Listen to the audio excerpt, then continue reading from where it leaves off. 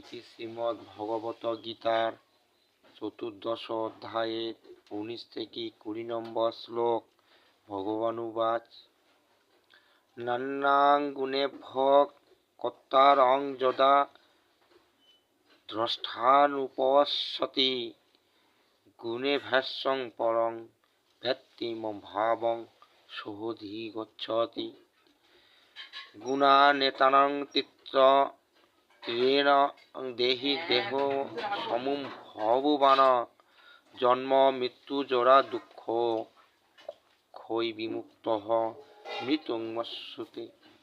অর্থাৎ যিনি সকল কর্ম ব্যাপারে গুণেই কর্তা বলিয়া জানেন আর আত্মা গুণের অতীত বলিয়া জানেন, তিনি আমার ভাব পাইয়া থাকেন। অর্থাৎ দেহি